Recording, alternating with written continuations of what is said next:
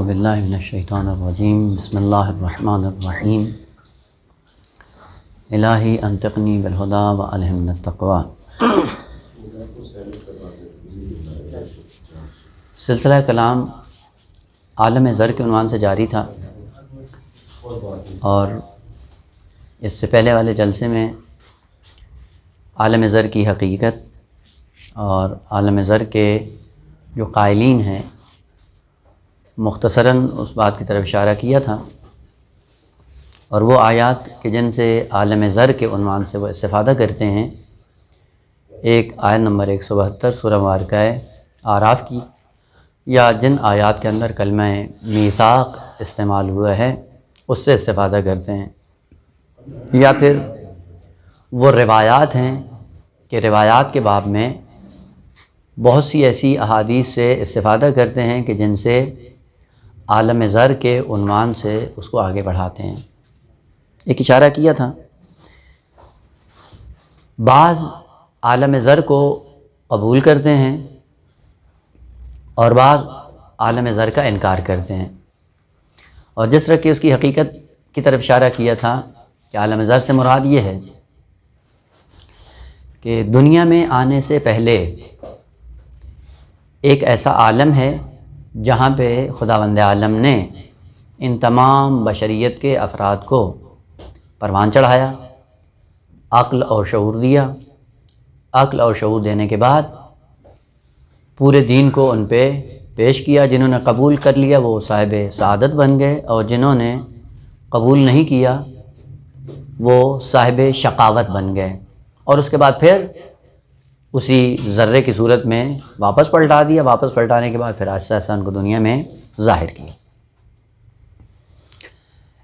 اس نظریے پہ جو اشکالات وارد ہیں کہ جن کی بنیاد پہ عالم زر کو اس طرح سے قبول کرنا ممکن نہیں ہے، وہ کئی ایک اشکالات ہیں۔ البتہ سب کی طرف اشارہ نہیں ہو پائے گا، صرف بعض کو مرحلہ تکمیل تک پہنچانے کے لیے بعض کی طرف اشارہ کر دیتا ہوں، باقی انشاءاللہ آپ مفصل کتب میں خود بھی مراجعہ کر سکتے ہیں۔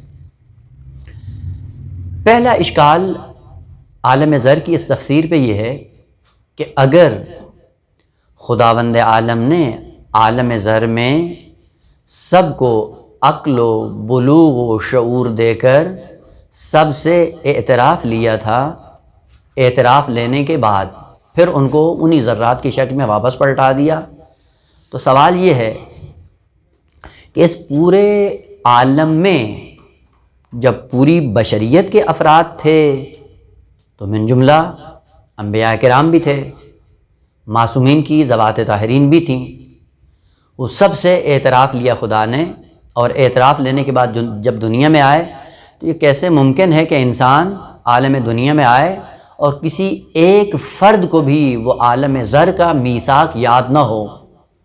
عام انسانوں میں تو آدمی آپ کہیں کہ چلیں بھول گئے چونکہ معصوم نہیں تھے، آیا معصومین بھی اس میثاق کو بھول گئے جو خداوند عالم نے وہاں پہ لیا تھا؟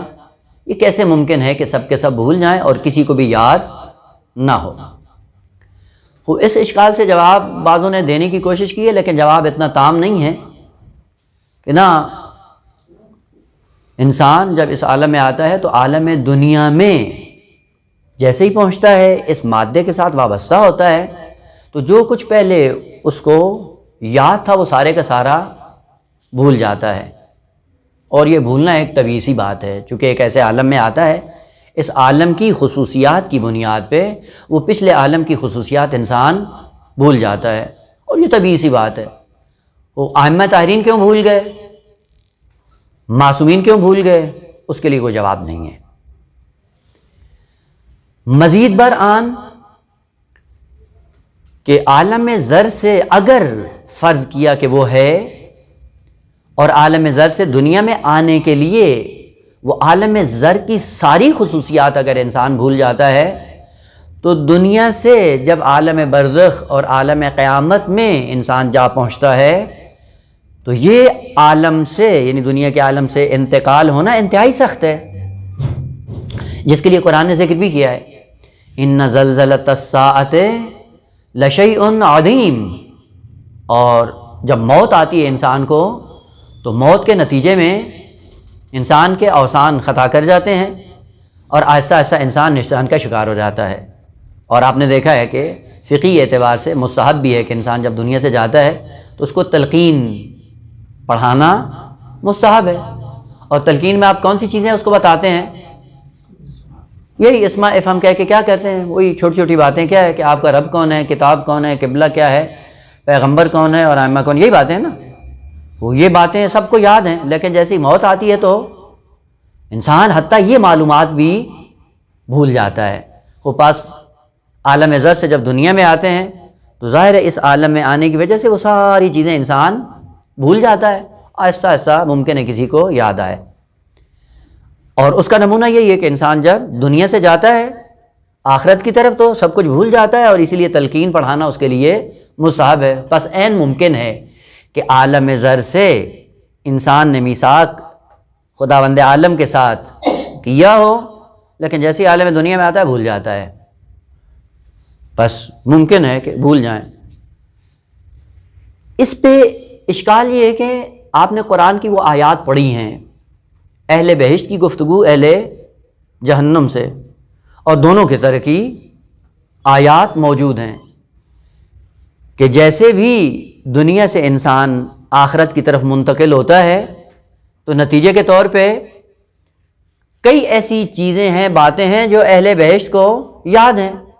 مثلاً قرآنی آیت ہے کہ وہ لوگ کدھر گئے کہ کننا نعدہم من الاشرار، وہ کدھر گئے کہ جن کو ہم اشرار سمجھتے تھے وہ کہاں گئے؟ دیکھیں گے کہ وہ بہشت کے بالا درجات پہ فائز ہیں۔ تو اس کا مطلب ہے بہشت میں جانے کے بعد جو انتہائی سنگین مرحلہ ہے موت کا، اس کے بعد بھی اہل بہشت میں بہشتی حضرات دنیا کی معلومات بعضوں کے ذہن میں ہیں، اور عالم زر سے عالم دنیا میں آنے میں اتنا عظیم سانحہ نہیں ہے، اور اس مختصر سے سانحے میں کہتے ہیں سب بھول گئے، جبکہ عظیم سانحے کے بعد بہشت میں جانے کے بعد ایسے افراد ہیں جن کو دنیا کی زندگی کے مسائل پتہ ہیں، یاد ہیں، اور قرآن نے ان کو نقل کیا ہے۔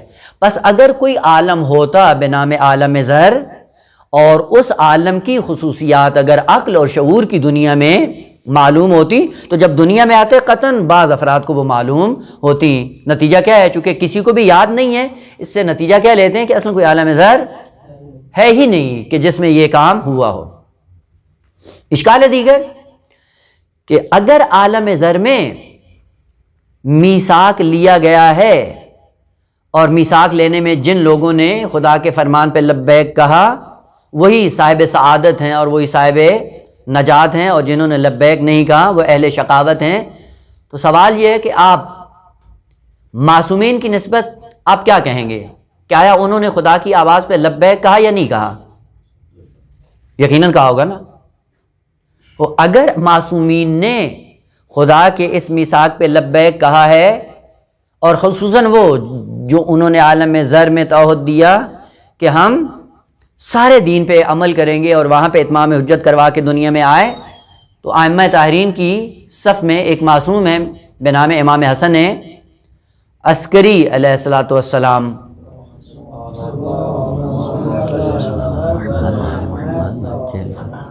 آپ کو پتہ ہے کہ امام عسکری علیہ السلام نے حج نہیں کیا ہے، وہ کیا کہیں گے امام کے بارے میں کہ حج کرنے کے بارے میں امام نے خدا سے میثاق کیا ہوگا یا نہیں کیا ہوگا؟ وہ اگر کیا ہے تو اب یہاں پہ مخالفت کی ہے یا نہیں کی ہے؟ بس وہ عالم جس میں میثاق کر کے آئے اور اقرار کر کے آئے اور دنیا میں اسی طرح انجام دیتا ہے، تو امام نے حج انجام نہیں دیا ہے، جس کا نتیجہ یہ ہے کہ اس سے پتہ یہ چلتا ہے کہ عالم زر میں بھی امام نے میثاق پہ اقرار نہیں کیا ہوگا، جو کہ کبھی بھی قابل قبول نہیں ہے معصومین کی ذوات طاہرین کے لیے۔ اشکال دیگر کہ اگر عالم زر میں ہی سب کچھ طے پا گیا تھا اور صاحب سعادت الگ ہو گئے، صاحب شقاوت الگ ہو گئے، خود دنیا میں پھر انبیاء کو بھیجنے کا کیا فلسفہ ہے؟ وہ کیوں بھیج رہے ہیں ان کو؟ انبیاء کو کیوں بھیج رہے ہیں؟ خود جب سعادت کا انتظام وہاں پہ کر دیا اور اسی ڈگر پہ ان کو چلنا تھا، پھر انبیاء کو کیوں بھیجا ہے؟ کتب آسمانی کو کیوں نازل کیا ہے؟ یہ کتب آسمانی اور شریعت اور انبیاء اور ائمہ کا تسلسل کے ساتھ آنا اور بار بار ان کو ہدایت کے راستے پہ گامزن کرنا عبث نظر آتا ہے۔ بس انبیاء کو جو بھیجا جا رہا ہے، کتب آسمانی کو جو نازل کیا جا رہا ہے، یہ کس لیے؟ وہ اگر عالم زر میں یہ سارا کچھ کام تمام ہو گیا ہے تو پھر انبیاء کو بھیجنا عبث ہے، کتب آسمانی کا نازل کرنا عبث ہے، شریعت کا نازل کرنا بے مقصد ہے، اس کی کوئی ضرورت نہیں تھی۔ جو صاحب سعادت تھا وہ دنیا میں بھی صاحب سعادت رہے گا، اور جو وہاں پہ شقی تھا وہ اب بھی شقی رہے گا، جس سے پتہ چلتا ہے کہ انزال کتب، بعثت انبیاء، یہ بتاتا ہے کہ کوئی پہلے عالم نہیں تھا کہ جس کی بنیاد پہ آپ ایک پورا سلسلہ بنا دیں اور اس سلسلے پہ کہیں کہ یہ سارا کام پہلے سے تمام ہو چکا ہے۔ اشکال دیگر، اگر عالم ذر میں انہوں نے میثاق کیا، سوال یہ ہے کہ آیا اس میثاق کی دنیا میں آ کر یہ مخالفت کر سکتا ہے انسان یا نہیں کر سکتا؟ دو حال سے خالی نہیں ہے۔ مثلا ادھر انہوں نے میثاق کیا کہ ہم مسلمان رہیں گے، بعضوں نے اسلام کو قبول نہیں کیا۔ سوال، جب دنیا میں آئیں تو دنیا میں آنے کے بعد اس عالم ذر میں جو میثاق دیا تھا اس کی مخالفت کر سکتے ہیں یا نہیں کر سکتے؟ دو حال سے خالی نہیں ہے۔ اگر آپ کہیں کہ مخالفت کر نہیں سکتے، جو وہاں پہ کیا ہے وہی یہاں پہ آ کر انجام دیں گے، اس سے نتیجہ یہ نکلتا ہے کہ انبیاء، کتب، شریعت کو نازل کرنا فضول ہے، بے مقصد ہے، عبث ہے یہ کام۔ اور اگر آپ یہ کہیں کہ اس کی مخالفت کر سکتا ہے، یعنی وہاں پہ اس نے اقرار کیا اور یہاں پہ آ کے عالم دنیا میں آ کے انکار کر دے، اگر یہ مخالفت کر سکتا ہے پھر عالم ذر میں میثاق لینے کا کوئی فائدہ نہیں ہے۔ وہ میثاق لیں جس میثاق پہ انسان پابند ہی نہ ہو، اس میثاق کو لینے کا کوئی مقصد نظر نہیں آتا، کوئی فائدہ نظر نہیں آتا ہے، بس جس سے نتیجہ نکلتا ہے کہ عالم ذر کی کوئی واقعیت اور کوئی حقیقت نہیں ہے۔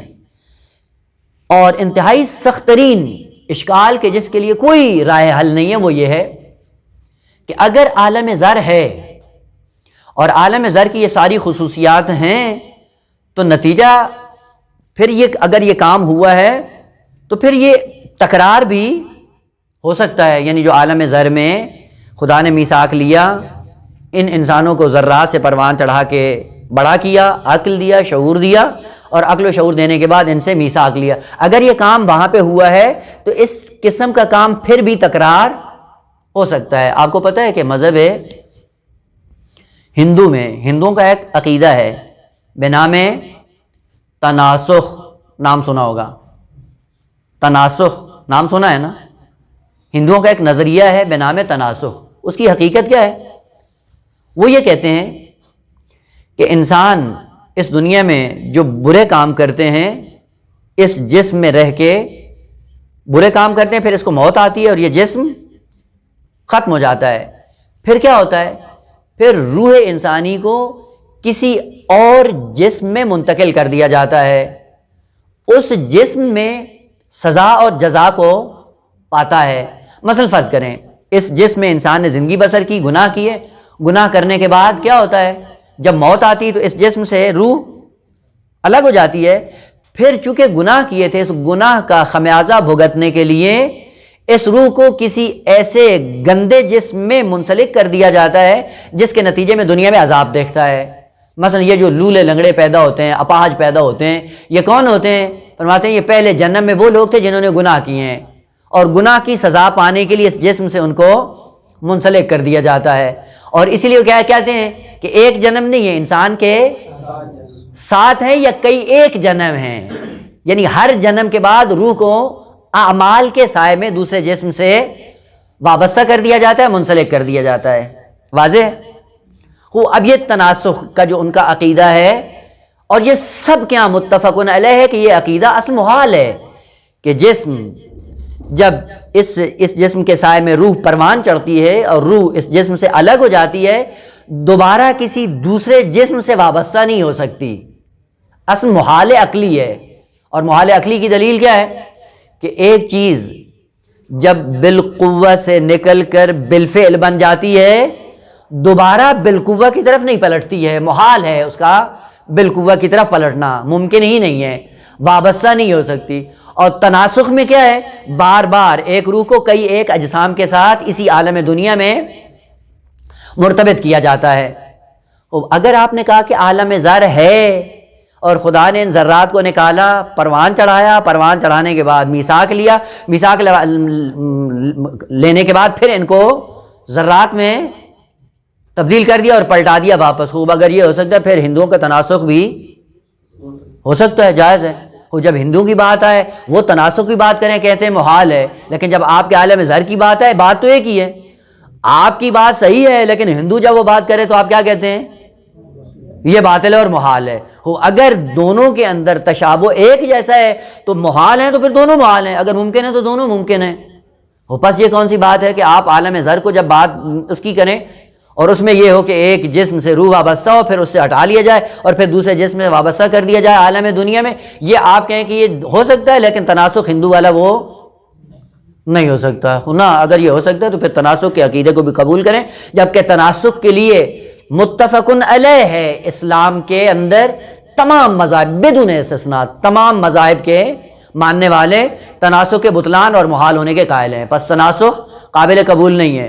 خود تناسخ اور یہ عالم زر حقیقت کے اعتبار سے دونوں ایک ہی ہیں۔ خوب جب دونوں ایک ہیں، اگر وہ قبول ہے تو پھر یہ بھی قبول ہونا چاہیے، اگر وہ قبول نہیں ہے تو پھر یہ بھی، یعنی اگر یہ محال ہے تو پھر وہ بھی محال ہونا چاہیے۔ پس اس بنیاد پہ عالم زر کی کوئی حقیقت نہیں ہے۔ اشکال دیگر خود آیت میں ہے، وَإِذْ أَخَذَ رَبُّكَ مِن بَنِي آدم، اگر عالم زر ہے تو پھر سب کے لیے ہونا چاہیے نا، عالم زر پوری بشریت کے لیے ہونا چاہیے، جبکہ آیت کے اندر کیا ہے؟ وَإِذْ أَخَذَ رَبُّكَ مِن بَنِي آدم مِن ظُهُورِهِمْ، بنی آدم سے میثاق لیا، تو خود آدم اور حوا کیا ہیں؟ ان کا تذکرہ آیت میں موجود نہیں ہے، یعنی آدم اور حوا مستثنیٰ، اور آدم و حوا سے ہٹ کر جو ان کی اولاد تھی ان کے لیے میثاق ہوا، اور آدم اور حوا مستثنیٰ قرار پائے۔ کیوں بھائی؟ خوب اگر عالم ظاہر ہے تو سب کے لیے ہو، جس طرح کہ قرآن نے ذکر بھی کیا ہے کہ یہ سب کے لیے، آدم اور حوا کی استثناء قابل فرض نہیں ہے اور قابل فہم بھی نہیں ہے۔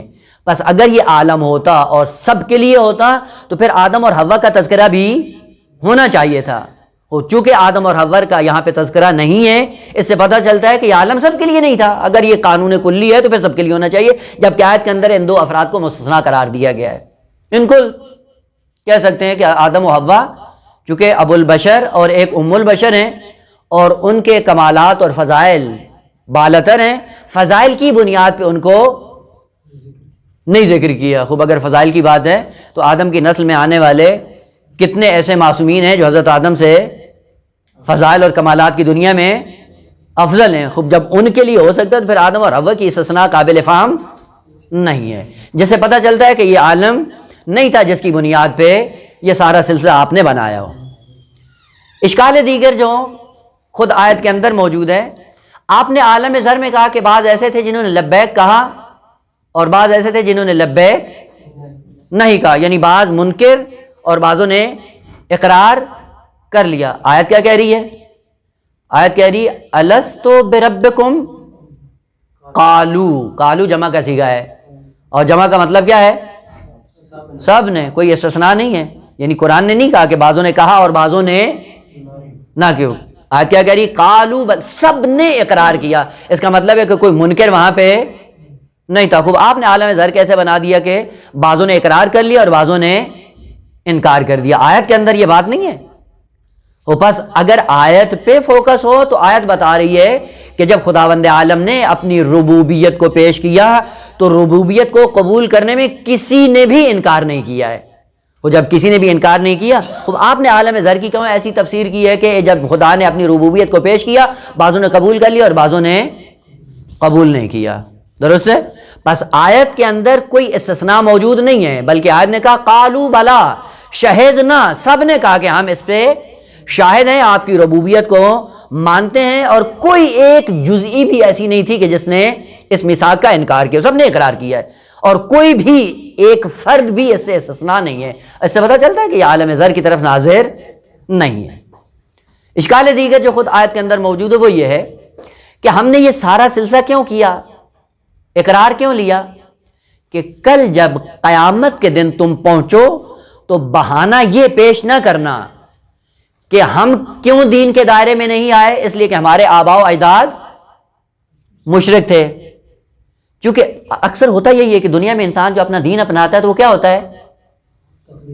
دین تقلید ہوتی ہے، آباء و اجداد کے دین پہ ہم چل رہے ہوتے ہیں۔ وہ اگر والدین سنی ہوتے ہیں تو بچے بھی سنی ہو جاتے ہیں، اگر والدین شیعہ ہیں تو بچے بھی معمولاً ایسے ہی ہوتا ہے، وہ اگر والدین ہندو ہیں تو بچے بھی ہندو ہو جاتے ہیں۔ خداوند عالم نے کہا کہ ہم نے یہ میثاق لیا اور سب سے لیا اور سب نے اقرار کیا۔ کیوں کیا؟ کہ اتمام حجت کے لیے۔ یہ ربوبیت کا اقرار ہم نے پوری بشریت کے افراد سے لیا، اور یہ اقرار لینے کا مطلب کیا تھا کہ کل قیامت کے دن آ کر یہ بہانہ نہ بنانا کہ ہمارے آباء و اجداد مشرک تھے اس لیے ہم شرک میں آلودہ ہو گئے، ہمارے آباء و اجداد کافر تھے اس لیے ہم ان کی تقلید میں کافر ہو گئے۔ یہ کفر اور شرک کا قیامت کے دن بہانہ نہ کرنا، اس لیے ہم نے یہ سب سے اقرار لیا ہے، اور سب نے اس اقرار کا اعتراف بھی کیا ہے، قبول بھی کیا ہے۔ خوب، آیت کیا کہہ رہی ہے کہ کل قیامت کے دن یہ نہ کہنا کہ کل ہم اپنے آباء و اجداد کے کفر اور شرک کی وجہ سے کافر اور مشرک ہو گئے، جس سے پتہ چلتا ہے کہ جو آپ نے کہا ہے کہ یہ جو اقرار لیا گیا تھا اس اقرار میں سب موحد تھے نا۔ آیت کیا کہہ رہی ہے کہ بعض مشرک تھے اور بعض کافر تھے۔ یہ کیسے ہو گیا کہ یہ سارے کے سارے، آپ نے کہا کہ موحدین سے خداوند عالم نے اقرار لیا، ان کی ذریہ سے یہ خداوند عالم نے اقرار، اور ذریہ کس کی ہے؟ آدم کی۔ یہ آیت کیا کہہ رہی ہے کہ کل کو یہ نہ کہنا کہ ہمارے آباء و اجداد مشرک تھے۔ آدم مشرک تھا؟ حوا مشرک تھی؟ وہ کافر تھے؟ جبکہ آیت کیا کہہ رہی ہے کہ جن کی اولاد ہو اور کل قیامت کے دن یہ نہ کہیں کہ ہمارے آباء و اجداد کافر اور مشرک تھے، جس سے پتہ چلتا ہے کہ بات حضرت آدم و حوا یہ اس کی بات نہیں ہو رہی ہے، بات کس کی ہو رہی ہے؟ ایسی اولادوں کی بات ہو رہی ہے کہ جن کے والدین یقیناً مشرک تھے، جن کے والدین یقیناً کافر تھے، ان کی اولاد سے بھی خداوند عالم نے اپنی ربوبیت کا اقرار لیا، اور اقرار لینے کے بعد یہ کہا کہ کل قیامت کے دن اتمام حجت تم پہ ہو جائے، اور کل کو یہ بہانہ نہ کرنا کہ ہم کیوں کافر ہوئے، اس لیے کہ ہمارے والدین کافر تھے۔ اگر فطرت سلیم پہ ہوتے اور اسی فطرت سلیم پہ چلتے ہوئے آ رہے ہوتے تو تم دیندار ہوتے، یعنی آج جہنم کا ایندھن نہ بنتے۔ کوئی یہ مختصر سے اشکالات ہیں جس سے پتہ چلتا ہے کہ عالم ذر کوئی نہیں ہے کہ اس دنیا سے پہلے کوئی عالم موجود ہو جس میں انسانی افراد کو، ذریہ کو نکالا جائے، اور نکالنے کے بعد آہستہ آہستہ ان سے اقرار لیا جائے، سب اقرار کریں یا انکار کریں، اور اس کے بعد جب دنیا میں آئے تو سب کے سب بھول جائیں۔ ایسا کوئی عالم نہیں تھا۔ یہ البتہ اشکالات اور بھی بہت زیادہ ہیں کہ جن کی طرف اشارہ کیا جا سکتا ہے، لیکن بات جب ذہن میں آ گئے تو زیادہ بات کو طولانی کرنا وہ مقصود نہیں ہے۔ آئے اصلی ہدف کی طرف۔ وہ اگر یہ عالم ذر نہیں ہے تو پھر یہ آیات کیا کہتی ہیں؟ یہ میثاق کہاں پہ تھا، اور یہ میثاق خدا نے کس طرح سے لیا، اور کس طرح بشریت کے افراد نے اس کو قبول بھی کر لیا، قبول کرنے کے بعد مانا بھی صحیح، اور ماننے کے بعد بعض دو جہتوں میں تقسیم ہو جاتے ہیں، کوئی کافر ہو جاتا ہے، کوئی مومن ہو جاتا ہے، کوئی مشرک ہے، کوئی کچھ ہے، کوئی کچھ ہے۔ یہ سارا سلسلہ پھر یہ کیا ہے؟ یہ میثاق خدا نے کہاں پہ لیا؟ پہلا سوال۔ لہذا اب آتے ہیں خود آیت کی راہ۔ آیا کیا کہتی؟ وَإِذْ أَخَذَ رَبُّكَ مِن بَنِي آدم۔ خداوند، لفظ اخذ عربی میں کہاں پہ استعمال ہوتا ہے؟ اخذ، جہاں پہ ایک چیز کو دوسری چیز کے وجود سے الگ کیا جائے اور الگ کرنے کے بعد اس کو مستقل بنا دیا جائے۔ ایک چیز کو دوسری چیز کے وجود سے نکالا جائے اور نکالنے کے بعد اس کو مستقل کر دیا۔ البتہ اخذ کے پھر موارد بہت زیادہ ہیں، مصادیق بہت۔ مثلا آپ کہتے ہیں کہ میں نے فلاں سے اخذ مال کیا، مال کو لیا، یہاں پہ بھی کلمہ اخذ استعمال ہوتا ہے۔ کیا ہوتا ہے؟ یعنی مال کا ایک حصہ آپ نے الگ کر لیا، بعض حصہ آپ نے لے لیا، وہاں پہ بھی اخذ استعمال ہوتا ہے۔ یا مثلا پانی چل رہا ہے، پانی سے آپ نے کیا کہا کہ ہم نے ایک گلاس لے لیا، یہ بھی کیا ہے؟ اخذ ہے۔ اور اخذ کے بعد ہوتا کیا ہے؟ وہ پانی اگر ایک گلاس آپ چلتی ہوئی نہر سے نکال لیں تو کیا ہوتا ہے؟ فوراً وہ بیلنس برابر ہو جاتا ہے۔ اسی لیے کہا جاتا ہے، حدیث کے اندر ہے کہ اگر آپ زمین میں سے کچھ مٹی نکال لیں، الگ کر لیں، تو زمین میں کیا ہو جاتا ہے؟ گڑھا بن جاتا ہے۔ وہ گڑھا کب بھرتا ہے؟ ایک زمانہ لگتا ہے۔ مٹی آپ نے نکال لی، گڑھا بن گیا۔ اب یہ گڑھا کیسے بھرے گا؟ اگر کوئی ہوا چلے گی، آہستہ آہستہ زمین مٹی کے ذرات اس میں آئیں گے، یا بارش ہو، بارش کا پانی آئے اور اپنے ساتھ مٹی کو لے کے آئے، تو آہستہ آہستہ یہ گڑھا کیا ہو جائے گا؟ بھر جائے گا۔ ایک زمانہ لگے گا بھرنے کے لیے۔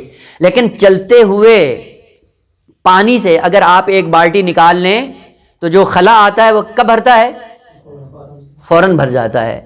اسی لیے خداوند عالم نے اپنے مقدس ترین اور محبوب ترین افراد کے ذریعے یہ پیغام جو ہمیں دیا وہ یہ ہے، روایت معصوم سے ہے، من ایقنا بالخلف جاد بالعطیہ، کہ جس کو یقین ہو کہ میں جو خرچ کر رہا ہوں یہ فوراً خالق کائنات جبران کرے گا، تو کیا کرے گا؟ جاد بالعطیہ، دینے میں بخل سے کام نہیں لیتا ہے۔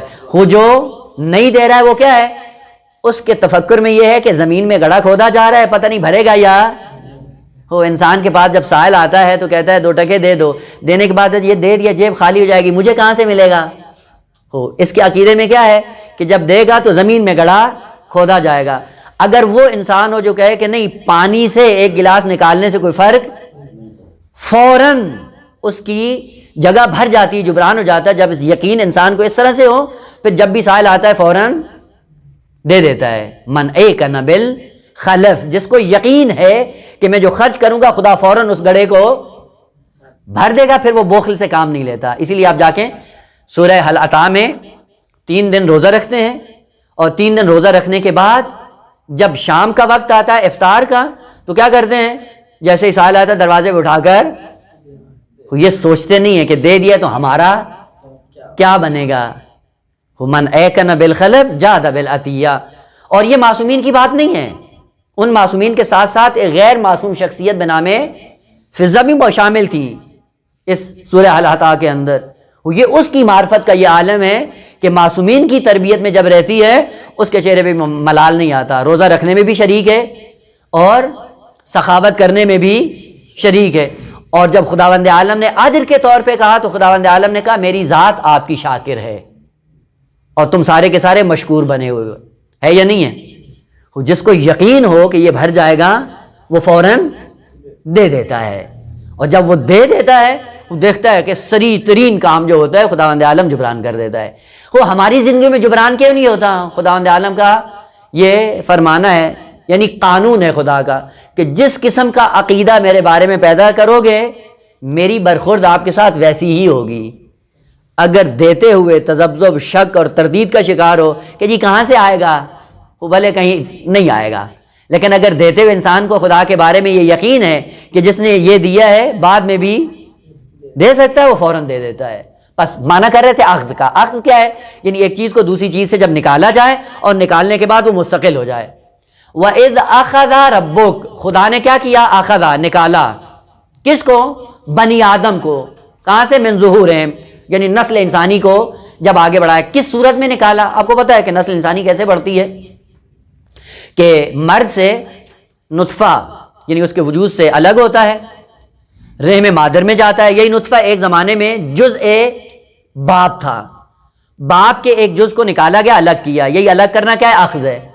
اخذ کرنے کے بعد کیا کیا؟ رحم مادر میں گیا، اور رحم مادر میں جانے کے بعد کیا ہوا؟ یہ پروان چڑھنا شروع ہو گیا۔ جب پروان چڑھتا گیا کیا ہوگا؟ یہ مستقل ہو گیا، یعنی اب یہ والدین کے تابع نہیں۔ اگر یہ سعادت مند ہے والدین کے ساتھ اس کا کوئی ربط نہیں ہے، اگر یہ شقی بنتا ہے تو والدین کو کوئی نقصان نہیں پہنچائے گا، یعنی مستقل ہو گیا ہے۔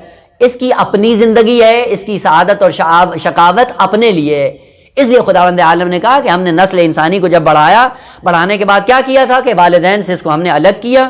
اس وجود کو جب ہم نے جدا کیا، یہ وجود آگے بڑھتا گیا اور مستقل ہوتا گیا، اور ہر فرد انسانی سے ہم نے یہ میثاق لیا ہے، اور وہ کیا؟ الست بربکم، ہم نے ان کو کہا کہ میں تمہارا رب نہیں ہوں۔ یہ ربوبیت کا اقرار کیوں لیا؟ کل بھی اشارہ کیا تھا کہ ربوبیت کا معنی کیا ہے؟ استقلال۔ عبودیت کا معنی کیا ہے؟ وابستگی۔ یعنی یہ پہلے ہم نے تمہاری ذات سے یہ اقرار لیا ہے کہ ابھی اگر تم ہماری ذات سے وابستہ ہو تو جب دنیا میں جاؤ اور دنیا میں جانے کے بعد جب پروان چڑھو، احساس یہ پیدا نہ ہونے پائے کہ ہم خدا سے بے نیاز ہو گئے، اور ہوتا بھی نہیں ہے۔ جب مشکل میں پھنستا ہے فوراً اپنی بے نیازی بھول جاتا ہے انسان، اور اپنی وابستگی احتیاج کو فوراً قبول کرتا ہے، اور یہ میثاق بھولتا بھی نہیں ہے۔ نہ یہ کہ بھول جاتا ہے، نہ کوئی فرد انسانی اس کو بھولتا نہیں ہے۔ خوب، اب آئیں کہ یہ میثاق لیا کیسے اور کس طرح سے لیا۔ اس سے پہلے کہ اس مطلب کو بیان کروں، ایک مقدمہ چھوٹا سا آج کر دوں تاکہ یہ بات ذہن میں آ جائے۔ انسان کے لیے 2 تعبیریں جو کی جاتی ہیں، اور خصوصاً ہم اس کو روزمرہ استعمال بھی کرتے ہیں. ایک طبیعت اور دوسرا ہے فطرت. یہ دو کلمے ہیں اور انسان مجموعہ ہے طبیعت اور فطرت کا. طبیعت یعنی یہ جسم، فطرت یعنی روح انسانی. خوب اس کلمے کو کیوں استعمال کیا؟ اور یہ بھی ذہن میں رکھیں کہ لفظ فطرت قرآن کے اندر، فطرت توجہ رہے، لفظ فطرت، بعد میں فاطر مفطور ان کے مشتقات میں نہیں جائیں. لفظ فطرت صرف اور صرف انسان کے لیے استعمال ہوا ہے. انسان سے ہٹ کر کسی اور مخلوق کے لیے لفظ فطرت استعمال نہیں ہوا ہے. فطرت مختص ہے انسان کے ساتھ. پہلے معنی کر دوں پھر آئیں کہ یہ میثاق کیسے لیا. طبیعت کا معنی کیا ہوتا ہے؟ طبیعت یطبع اللہ علی قلوبہم. تب کہتے ہیں عربوں کے اندر یہ رائج تھا کہ اشرفیاں ایک تھیلی میں ڈالتے تھے، تھیلی میں ڈالنے کے بعد ان کا منہ بند کر دیتے تھے. منہ بند کرنے کا مطلب کیا ہوتا ہے؟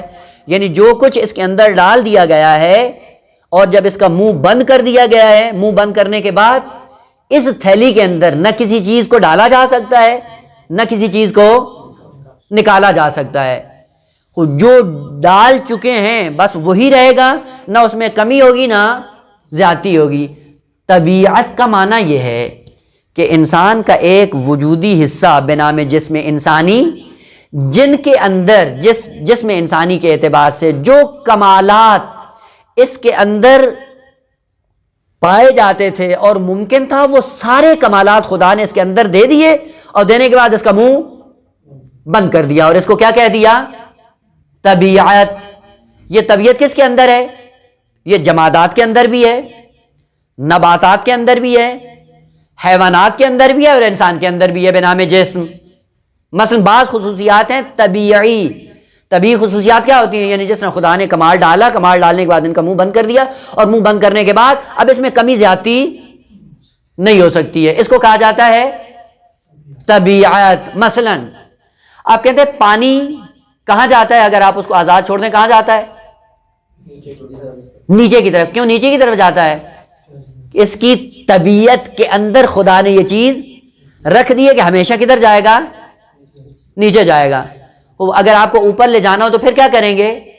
طبیعت کے برخلاف اس پہ تحمیل کریں گے، ٹھونسیں گے، زبردستی کریں گے، جبر کریں گے، پھر یہ اوپر جائے. پریشر سے پانی آپ کیا کرتے ہیں؟ اوپر لے جاتے ہیں. لیکن جیسے ہی آپ پریشر ختم کرتے ہیں پھر کہاں جاتا ہے؟ اپنی طبیعت کی طرف پلٹ آتا ہے. پس طبیعت یعنی وہ کمال جو خداوند عالم نے اس وجود کے اندر رکھا ہے اور اس میں کمی اور زیادتی نہیں ہوتی. دھواں کہاں جاتا ہے؟ اوپر. خوب جب روک لیں، جیسے ہی چھوڑیں گے کہاں جائے گا؟ اوپر جائے گا. وہ پتھر کو آپ بلندی سے پھینکے کہاں جائے گا؟ نیچے. طبیعت میں ہے. بس طبیعی کمالات وہ ہیں کہ آپ جب تک ان پہ فشار نہیں لائیں، جبر نہیں کریں، وہ اپنے مسیر کو طے کریں گے اور اس مسیر سے ہٹتے بھی نہیں ہیں. مثلا آپ نے دیکھا ہوگا جانوروں کو بعض سدھاتے ہیں، یعنی اپنی طبیعت سے ان کو ہٹانے کی کوشش کرتے ہیں. لیکن اگر آپ ان کو آزاد چھوڑ دیں پھر کیا ہوتا ہے؟ اپنی طبیعت کی طرف پلٹ جاتے ہیں. اور یہ ایک لطیفہ بھی ہے، لطیفہ ہے علمی، نہ لطیفہ وہ جو اردو والا ہے. لطیفہ علمی یہ شیخ بھائی تھے رضوان اللہ تعالیٰ علیہ، یہ حرم رضوی میں جن کی قبر اثر ہے، جایا کریں زیارت کے لیے. یہ ناصر الدین شاہ تھا، صفوی خاندان کا بادشاہ، ان کے زمانے میں تھے اور بڑے محترم تھے دربار میں.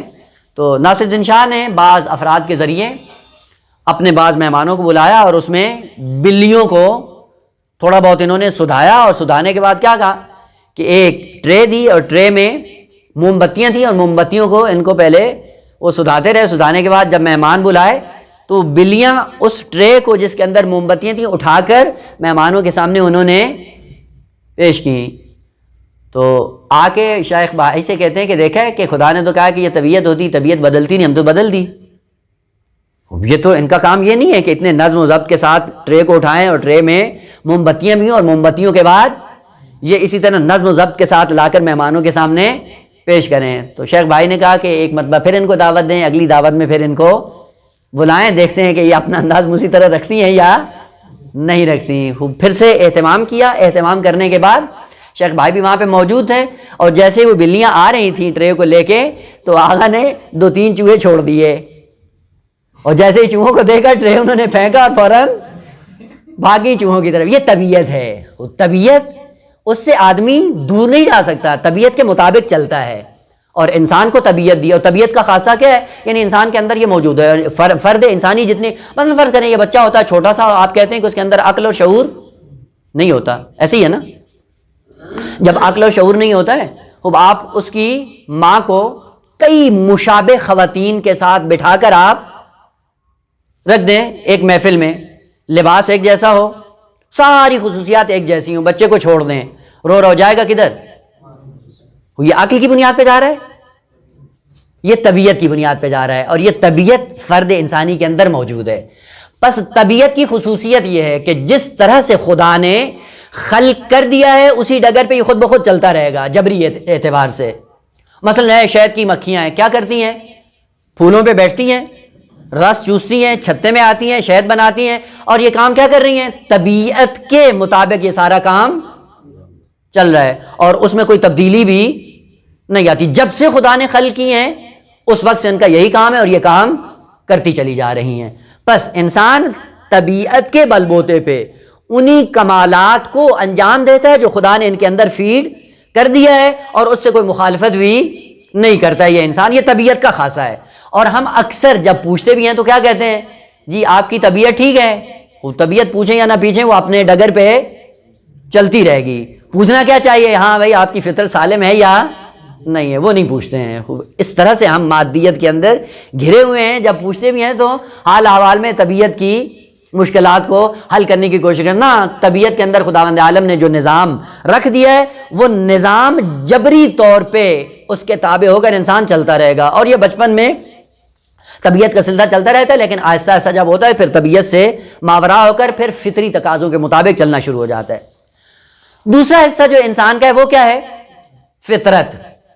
فطرت آپ کو پتہ ہے مصدر ہے، اور مصدر 3 طرح سے استعمال ہوتا ہے، کبھی تاکید کے لیے، کبھی مرہ کے لیے، کبھی نو کے لیے۔ یہ تو پڑھا ہے نا، وہ کبھی کہتے ہیں ضرب تو ضربن شدیدن، تاکید ہو گئی، اور کبھی کہتے ہیں ضرب تو ضربتن، یہ فعلتن کا وضع کس کے لیے ہے؟ مرہ کے لیے، فعلتن یعنی ایک ضرب لگائی، جس طرح حدیث بھی ہے نا ضربتو علی یوم الخندق، ایک ہی تھی، اور اسی ایک کو بیان کرنے کے لیے فعلہ کا وزن استعمال ہوتا ہے۔ اور کبھی کہتے ہیں جلستو جلستا زیدن، یہ جلستن فعلتن نوعیت کا ہے، نوعیت کے اندر کیا ہوتا ہے؟ کیفیت بیان ہوتی ہے۔ خداوند عالم نے کہا کہ ہم نے پوری کائنات کو خلق کیا ہے، پوری کائنات کی نسبت فاطر ہم ہیں، لیکن فطرت ہم نے فقط انسان کو دی ہے، پوری کائنات کو فطرت نہیں دی۔ فطرت معنی سے ہی یعنی خود لفظ سے ہی واضح ہے، فطرت یعنی ایک خاص قسم کی خلقت، نہ ہر خلقت کو فطرت نہیں کہتے ہیں۔ اور خاص قسم کی خلقت کا معنی کیا ہے؟ سب سے پہلے معنی کر دوں اس کا کہ یہ فطرت یا فاطرہ یا مفطور یا فاطر کیا ہوتا ہے؟ معنی عموماً ہم کرتے ہیں خالق، ہر چیز، چونکہ خالق الگ معنی ہے، فاطر الگ کلمہ ہے۔ فاطر کا معنی کیا ہوتا ہے؟ ہر وہ چیز جو سب سے پہلے وجود میں لائی جائے اور کسی نمونے اور ماڈل کو دیکھے بغیر وجود میں لائی جائے، اور وہ پہلی بار وجود میں آ رہی ہو، اس سے پہلے وجود میں نہیں، وہاں پہ لفظ فاطر استعمال ہوتا ہے۔ اور ہے حضرت امیر المومنین بیٹھے ہوئے تھے، 2 عرب بدو جھگڑا کرتے ہوئے، نزاع کرتے ہوئے امیر المومنین کی بارگاہ میں آئے، اور جھگڑا ان کا ایک کنویں پہ تھا۔ ایک کہتا تھا یہ کنواں میرا ہے، دوسرا کہتا تھا یہ میرا ہے۔ عبداللہ ابن عباس بھی ساتھ میں بیٹھے ہوئے تھے، تو ایک نے بدو نے کیا کہا؟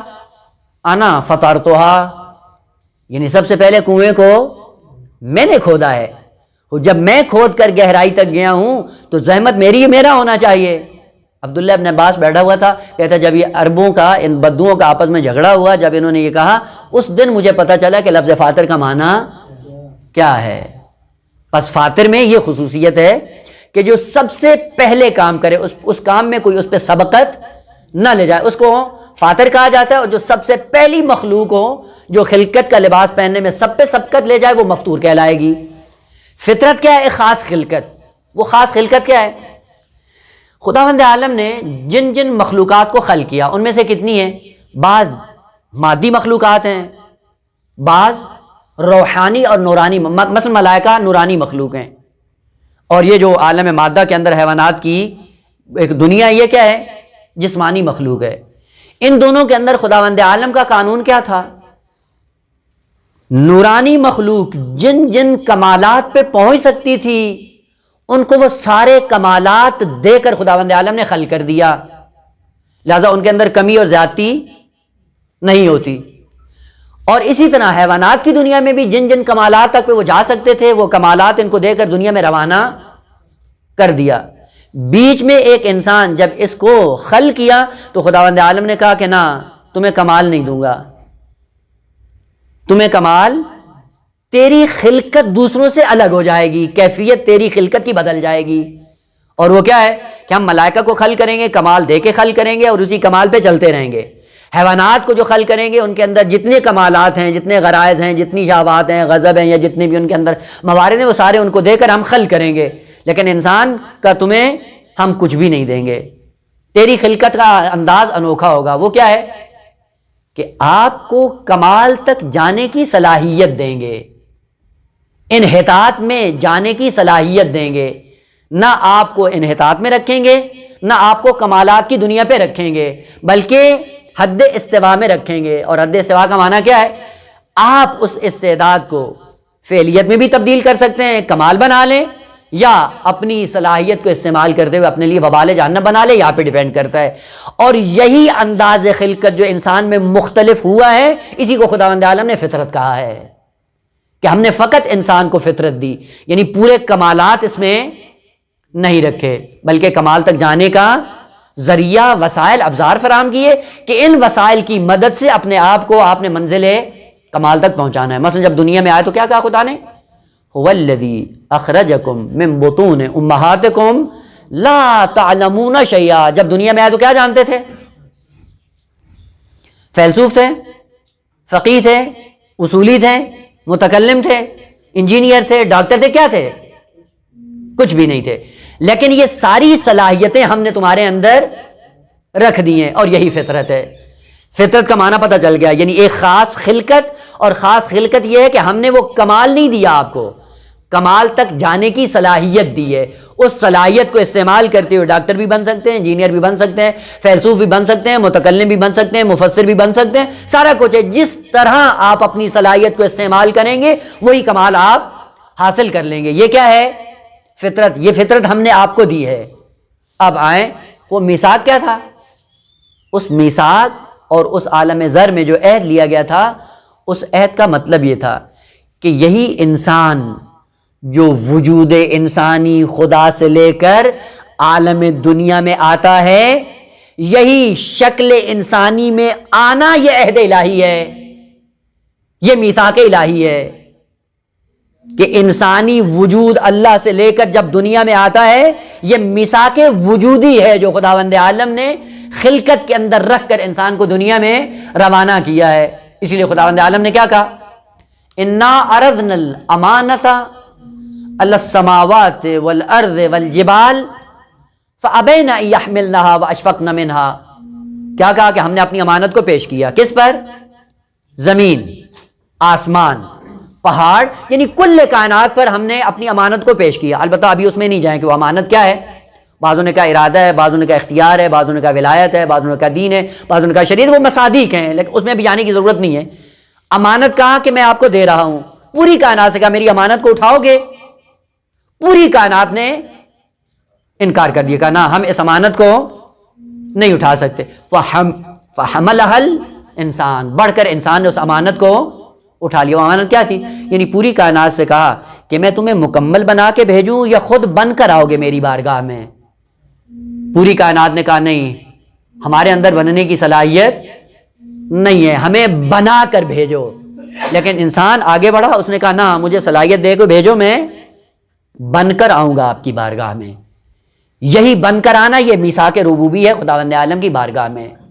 مثال کے ذریعے عرض کروں تاکہ بات واضح ہو جائے. مثلا میثاق کبھی زبان سے ہوتا ہے اور کبھی وجودی افعال اور اعمال کے ذریعے میثاق ہوتا ہے. مثلا فوجی، یہ جس برادر کا موبائل بج رہا ہے بند کر دیں آپ. ظاہر میرے تھا.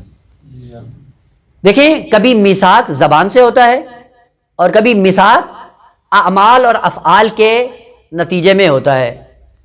مثلا انسان فوج میں بھرتی ہوتا ہے، بھرتی ہونے کے بعد جیسے ہی وردی پہن لیتا ہے فوج کی، یہ وردی پہننا کیا ہے؟ دلیل کس بات کی ہے؟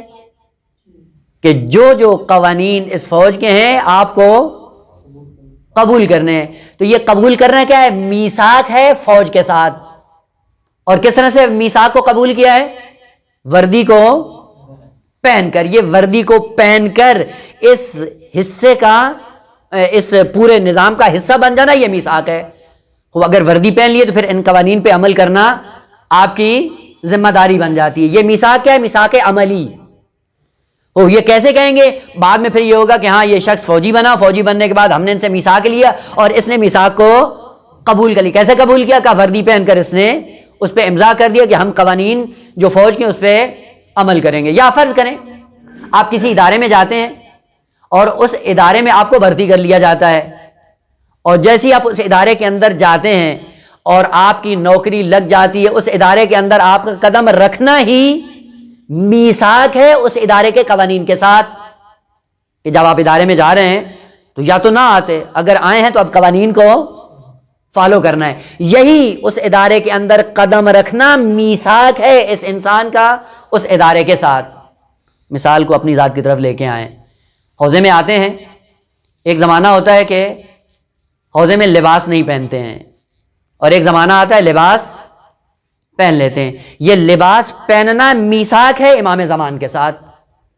زبان سے بولنے کی ضرورت نہیں ہے، لباس کے تقاضے ہیں، امامہ پہننے کے تقاضے ہیں، زبان سے کہنے کی کوئی ضرورت نہیں ہے. جیسے ہی آپ نے لباس پہنا، یہ لباس پہننا میثاق ہے امام عصر کے ساتھ. اب آپ کو امام عصر کے عنوان سے پہچانا جائے گا، جانا جائے گا. تو آیا آپ نے زبان سے کوئی بات کی؟ نہ، آپ نے جیسے یہ لباس پہنا، لباس پہننا ہی میثاق ہے آپ کا امام عصر کے ساتھ. خداوند عالم نے کہا ہم نے جیسے انسان کو فطرت دی، طبیعت بھی دی، فطرت کو لے لینا ہی میثاق ہے خداوند عالم کے ساتھ. اور یہ فطرت لے کر جب دنیا میں آتا ہے، یہی میثاق ہے خداوند عالم کی ربوبیت کے ساتھ. اور یہ فطرت انسانی کو خداوند عالم کو دے دینا، یہی میثاق لینا ہے خداوند عالم کے اس انسان سے. پس میثاق یہ نہیں ہے کہ زبان سے کہا جائے، اسی لباس انسانیت میں آنا یہ میثاق ہے. مثلا خداوند عالم نے جب فطرت دی، کہا یہ فطرت بالقوہ ہے، لیکن اس سے پہلے کہ یہ میں فطرت دوں، ایک علم حضوری میں نے اس کے اندر رکھ دیا ہے. وہی علم حضوری میثاق ہے خداوند عالم کی ذات کے ساتھ. کیا کہا؟ کہ جب میں نے طبیعت کے ساتھ ساتھ آپ کو فطرت دی، فطرت دینے کے لیے کیا کہا؟ فَأَلْهَمَهَا فُجُورَهَا وَتَقْوَاهَا. یہ علم دے کے میں نے آپ کو روانہ کیا ہے. اور وہ کون سا علم ہے؟ یہ علم فطری کہلاتا ہے. یہ علم فطری میں نے آپ کو دیا، اور یہ علم فطری کے ذریعے کیا ہوتا ہے؟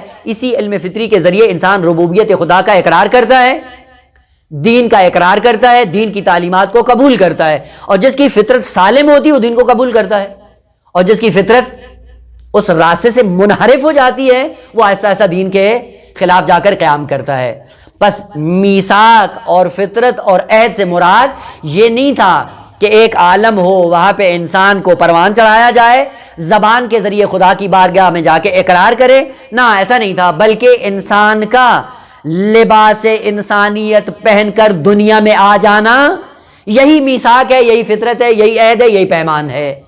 کہ جہاں پہ پوری کائنات نے زبان حال کے ذریعے انکار کر دیا کہ ہمارے اندر یہ توان نہیں ہے، لیکن انسان نے کہا نہ، میرے اندر یہ صلاحیت ہے، اور اس امانت کو میں اٹھاؤں گا. جب دنیا میں جاؤں گا میں خود مکمل انسان بن کر آپ کی بارگاہ میں آؤں گا. اور اس میثاق کو کوئی فرد انسانی نہیں بھولا ہے. نہیں ہے کہ سب بھول گئے ہوں، کوئی ایک فرد بھی آپ یہاں پہ دنیا میں ثابت نہیں کر سکتے جو بھولا ہو. مثلا اس میثاق کے اندر موٹے موٹے قوانین کیا ہے؟ ایک، ربوبیت. کون ایسا بشر ہے کہ جو ربوبیت کا انکار کرتا ہو؟ وہ عام حالات میں ممکن ہے انکار کر دے، لیکن خدا نے کہا کہ جب یہ مشکل میں پھنستے ہیں سارا کس کا ہوتا ہے؟ اس کا مطلب ہے بھولا نہیں ہے. اب دریا میں کبھی سفر کریں اور کشتی جب بھنور میں آ جائے اس وقت لو انسان کی کہاں لگتی ہے؟ خدا. اس کا مطلب ہے کہ فطرت ابھی بھولی نہیں ہے. خوب عام حالات میں کیا ہوتا ہے؟ عام حالات میں گناہوں کے نتیجے میں فطرت دب جاتی ہے، پہلا بھولتی نہیں ہے. مطلب دنیا میں جا کر دیکھ لیں، کوئی ایسا فرد ہے جس کو عدالت سے نفرت ہو؟ عدالت سے کسی کو نفرت ہے؟ اس کا مطلب ہے میثاق فطرت میں باقی ہے، کوئی بھولا نہیں ہے. یا آپ ایک فرد ایسا دنیا میں دکھائیں جس کو ظلم سے محبت ہو؟ ہے ایسا؟ دکھا سکتے ہیں؟ نہیں دکھا سکتے. اس کا مطلب ہے کہ جو چیزیں خداوند عالم نے فطرت بشر میں رکھ کر دنیا میں روانہ کیا تھا وہ ساری کی ساری چیزیں اس کو یاد ہیں، کچھ بھی بھولا نہیں ہے. لیکن وہ خدا نے اس لیے رکھی تھی کہ اسی سرمایہ کے نتیجے میں مزید اپنے آپ کو پروان چڑھانا ہے. اور دین کیا ہے؟ دین یہی تھا کہ وہ جو سرمایہ خدا سے لے کے آئے ہو اس سرمایہ کو بڑھانے کی کوشش کرتے رہو. اور بڑھانے کے لیے راستہ خداوند عالم نے کون سا بھیجا ہے؟ انبیاء کو بھیجا، ائمہ کو بھیجا، کتب آسمانی کو نازل کیا، شریعت کو بھیجا. یہ شریعت، کتب آسمانی، انبیاء، اوصیاء، ان کا کام کیا ہے؟ اسی سرمایہ کو کئی گنا برابر کرنا ہے. تجارت کرتے ہیں نا بعض لوگ، مال کتنا ہوتا ہے؟ تھوڑا سا.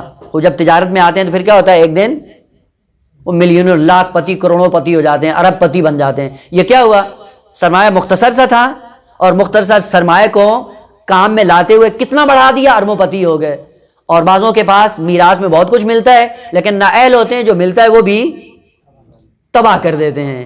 وہ بین انسان کو جو فطری سرمایہ دیا تھا علم حضوری کی شکل میں، اور وہ موٹے موٹے قوانین دین کے جو خدا نے ہر بشر کی فطرت میں رکھ کے روانہ کیا، وہ کیا تھا؟ ربوبیت کا اقرار تھا، ظلم سے نفرت تھی، عدالت سے محبت تھی. یہ سرمایہ تھا. اس سرمایہ کو بڑھانے کے لیے خداوند عالم نے انبیاء کو بھیجا، شریعت بھیجی، اوصیاء بھیجے، اور ان کے ساتھ ساتھ علماء کو بھیجا. اور علماء جو ورثہ انبیاء بنے ان کا کام کیا تھا؟ کہ ایسا ایسا اس فطری سرمایہ کو بڑھانا ہے، کئی گنا زیادہ کرنا ہے. لہذا اس فطرت کے اندر جو خداوند عالم نے علم حضوری رکھ کے بھیجا تھا، اسی علم حضوری کے سائے میں ہمیں علم حصولی کی منازل کو طے کرنا ہے. لہذا ایک دفعہ خدا کیا کہتا ہے کہ میں نے سرمایہ تمہاری فطرت میں رکھ کر تمہیں دنیا میں بھیجا. یہ کون سا سرمایہ ہے؟ علم حضوری. فَأَلْهَمَهَا فُجُورَهَا وَتَقْوَاهَا. عدالت کو رکھ دیا ہے، ظلم سے نفرت کو رکھ دیا ہے، خیر سے محبت کو رکھ دیا ہے، اور شر سے آپ کی نفرت کو آپ کی فطرت میں ہم نے رکھ دیا ہے. لہذا آپ کو دنیا میں کوئی ایسا انسان نہیں ملے گا جو برائی کو اچھا سمجھتا ہو یا اچھائی سے نفرت کرتا ہو. جتنا بھی برا ہو لیکن اچھائی سے محبت ہی کرتا ہے. آپ دیکھ لیں والدین خود برے ہوتے ہیں لیکن اولاد کو کہتے ہیں یہ کام نہ کرو. اس کا مطلب ہے فطرت پہ باقی ہے، کوئی بھولا نہیں ہے. خود سگریٹ پی رہے ہوتے ہیں اور ان کو پتا ہوتا ہے میں غلط کام کر رہا ہوں، لیکن اولاد کو دوستوں کہتے ہیں یہ کام آپ نہیں. اس سے پتہ چلتا ہے کہ فطرت اپنی اس حالت پہ باقی ہے جس فطرت کو خداوند عالم نے دنیا میں بھیجا تھا. آخر میں خلاصہ کریں کہ آیات میثاق یا آیات عہد یا یہ جتنے بھی میثاق خداوند عالم نے لیے، یہ میثاق کیا ہے؟ اس میثاق سے مراد وہ زبانی قول و قرار نہیں ہے، بلکہ انسان کا انسانی شکل میں دنیا میں آ جانا میثاق ہے خداوند عالم کی ذات کے ساتھ، اور فطرت کو لے کر دنیا میں آ جانا یہ میثاق ہے خداوند عالم کی ذات کے ساتھ. لہذا انسان جتنے بھی دنیا میں ہوں کوئی بھی ربوبیت کا انکار نہیں کرتا اور کوئی بھی دین کے موٹے موٹے احکام کی مخالفت نہیں کرتا. البتہ ذیلی شاخیں ہیں جو ان سے وجود میں آتی ہیں، جن کو پہچاننے کے لیے ہمیں شریعت کی ضرورت ہے، انبیاء کی ضرورت ہے اور ائمہ کی ضرورت ہے کہ خداوند عالم نے اس سارے سلسلے کو ابلاغ بھی کیا، مبعوث بھی کیا، تاکہ انسان اس فطری سرمایہ کو بڑھاتے ہوئے اپنے آپ کو اس منزل کمال کی طرف گامزن کرے کہ جس کے لیے خداوند عالم نے اس انسان کو دنیا میں بھیجا ہے. بس لباس انسانیت پہن کر دنیا میں آ جانا یہ میثاق وجودی ہے خداوند عالم کی ربوبیت کے اقرار کرنے کا. لہذا کل قیامت کے دن یہ بہانہ نہ کرنا کہ ہم تو کفار کے گھر میں آئے تھے اس لیے ہم کافر ہو گئے. خداوند عالم نے کہا مگر میں نے آپ کو فطرت نہیں دی تھی؟ وہ فطرت سے ہم نے کس کو محروم کیا ہے؟ کسی کو محروم نہیں کیا. وہ جب کسی کو محروم نہیں کیا، کل کو یہ بہانہ نہ کرنا کہ چونکہ والد مشرک تھے اس لیے ہم بھی مشرک ہو گئے، مگر ہم نے آپ کو فطرت نہیں دی. فطرت ہمیشہ خدا کی طرف تمایل رکھتی ہے یا نہیں؟ فطرت اچھائیوں کی طرف جاتی ہے یا نہیں؟ فطرت ظلم سے نفرت کرتی ہے یا نہیں؟ وہ سب کچھ کرتی ہے. یہی اقرار تھا، اور کوئی فرد انسانی اس سے مستثنا نہیں ہے. اور یہ میثاق کس طرح سے ہے طول تاریخ میں، یعنی جب تک نسل انسانی باقی رہے گی یہ میثاق تکرار ہوتا رہے گا. جیسے جیسے بشر کی نسل آگے بڑھے گی، جو جو افراد دنیا میں آتے رہیں گے اسی میثاق کے سائے میں دنیا میں وقوع پذیر ہوں گے، موجود ہوں گے، اور لباس انسانیت میں جو بھی دنیا میں ظاہر ہوگا یہ میثاق ربوبی کے سائے میں دنیا میں ظاہر ہوگا. جس کا خلاصہ یہ ہے کہ میثاق سے مراد میثاق فطرت ہے، اور فطرت خداوند عالم نے اس طرح سے دی ہے کہ اس کے اندر کمالات کی صلاحیت رکھی ہے. کمالات کی صلاحیت کو بالفعل میں تبدیل کرنے کے لیے دنیا میں بھیجا ہے، اور جتنی یہ آیات ہیں میثاق کی وہ ساری کی ساری اس میثاق فطرت کی طرف بازگشت کرتی ہیں. اور یہ میثاق انبیاء سے 2 گنا لیا گیا ہے، یعنی میثاق فطرت بھی ہے ان کے پاس، اور میثاق فطرت سے ہٹ کے جو ان سے میثاق لیا گیا ہے وہ کیا ہے کہ فقط آپ کو بہشت میں نہیں جانا ہے بلکہ اس بشریت کو بھی اپنے ساتھ لے کر بہشت میں جانا ہے. مراد یہ نہیں کہ عالم ذر میں ان سے مختصر سی گفتگو تھی، فقط اس لیے کہ آپ اس بات سے آشنا ہو جائیں. انشاءاللہ آہستہ آہستہ جب مزید مطالعہ کریں گے تو مزید گوشے آپ کے لیے روشن ہوں گے. اور ہم نے فقط اس بات کو شروع کیا ہے انشاءاللہ کہ آپ کے لیے زمینہ فراہم ہو گیا ہو کہ اس تناظر میں انشاءاللہ آپ کے مطالعات جاری رہیں. روایات کی طرف بھی نگاہ، لیکن چونکہ ٹائم نہیں ہے کہ روایات کی طرف اشارہ کریں، انشاءاللہ اگر کسی اور فرصت میں ہوا تو ہو جائے گا، یا یہ ہے کہ آپ خود بھی اس کا مطالعہ کر سکتے ہیں. والحمد للہ رب العالمین.